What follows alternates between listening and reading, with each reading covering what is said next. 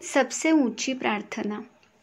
एक व्यक्ति जो मृत्यु के करीब था, मृत्यु से पहले अपने बेटे को चांदी के सिक्कों से भरा थैला देता है और बताता है कि जब भी इस थैले से चांदी के सिक्के खत्म हो जाए तो मैं तुम्हें एक प्रार्थना बताता हूँ, उसे दोहराने से चांदी के सिक्के फिर से भरने लग जाएंगे।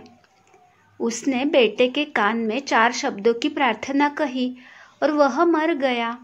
अब बेटा चांदी के सिक्कों से भरा थैला पाकर आनंदित हो उठा और उसे खर्च करने में लग गया।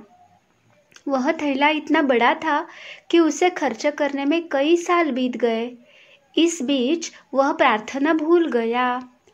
जब थैला खत्म होने को आया तब उसे याद आया कि अरे, वह 4 शब्द की प्रार्थना क्या थी। उसने बहुत याद किया, उसे याद ही नहीं आया। अब वह लोगों से पूछने लगा। पहले पड़ोसी से पूछता है, ऐसी कोई प्रार्थना तुम जानते हो क्या जिसमें 4 शब्द है? पड़ोसी ने कहा, हाँ, एक 4 शब्दों की प्रार्थना मुझे मालूम है। ईश्वर, मेरी मदद करो। उसने सुना और उसे लगा कि वे शब्द नहीं थे, कुछ अलग थे। कुछ सुना होता है तो हमें जाना पहचाना सा लगता है। फिर भी उसने वह शब्द बहुत बार दोहराए, लेकिन चांदी के सिक्के नहीं बढ़े तो वह बहुत दुखी हुआ। फिर एक ब्राह्मण से मिला। उन्होंने बताया कि ईश्वर, तुम महान हो, ये 4 शब्दों की प्रार्थना हो सकती है। मगर उसके दोहराने से भी थैला नहीं भरा। वह एक धनिक से मिला। उसने कहा, ईश्वर, मुझे धन दो। यह प्रार्थना भी कारगर साबित नहीं हुई। वह बहुत उदास हुआ। उसने सभी से मिलकर देखा, मगर उसे वह प्रार्थना नहीं मिली जो पिताजी ने बताई थी। वह उदास होकर घर में बैठा हुआ था। तब एक भिखारी साधु उसके दरवाजे पर आया। उसने कहा, सुबह से कुछ नहीं खाया, खाने के लिए कुछ है तो दो। उस लड़के ने बचा हुआ खाना भिखारी साधु को दे दिया। उस भिखारी साधु ने खाना खाकर बर्तन वापस लौटाया और ईश्वर से प्रार्थना की, हे ईश्वर, तुम्हारा धन्यवाद। अचानक वह चौंक पड़ा और चिल्लाया कि अरे, यही तो वह 4 शब्द थे। उसने वे शब्द दोहराने शुरू किए, हे ईश्वर, तुम्हारा धन्यवाद, हे ईश्वर, तुम्हारा धन्यवाद। और उसके सिक्के बढ़ते गए, बढ़ते गए, बढ़ते गए। इस तरह उसका पूरा थैला भर गया। इससे समझे कि जब उसने किसी की मदद की तब उसे वह मंत्र फिर से मिल गया, हे ईश्वर, तुम्हारा धन्यवाद। यही उच्च प्रार्थना है, क्योंकि जिस चीज़ के प्रति हम धन्यवाद देते हैं वह चीज़ बढ़ती है।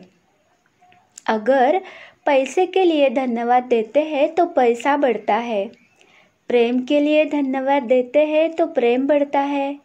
ईश्वर या गुरुजी के प्रति धन्यवाद के भाव निकलते हैं कि ऐसा ज्ञान सुनने तथा पढ़ने का मौका हमें प्राप्त होता है।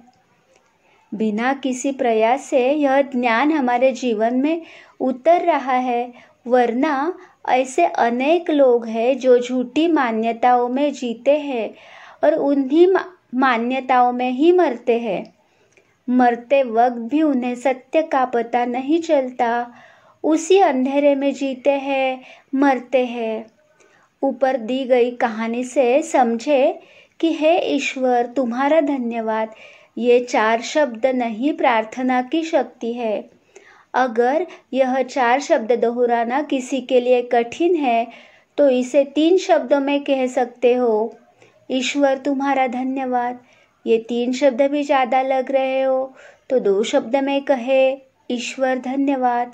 और 2 शब्द भी ज़्यादा लग रहे हो तो सिर्फ 1 शब्द में भी कह सकते हो, धन्यवाद।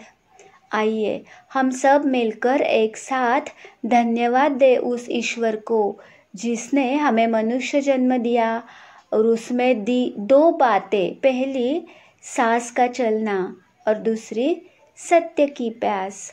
यही प्यास हमें खोजी से भक्त बनाएगी। भक्ति और प्रार्थना से होगा आनंद, परम आनंद। सदैव प्रसन्न रहिए। जो प्राप्त है पर्याप्त है। जय श्री कृष्ण।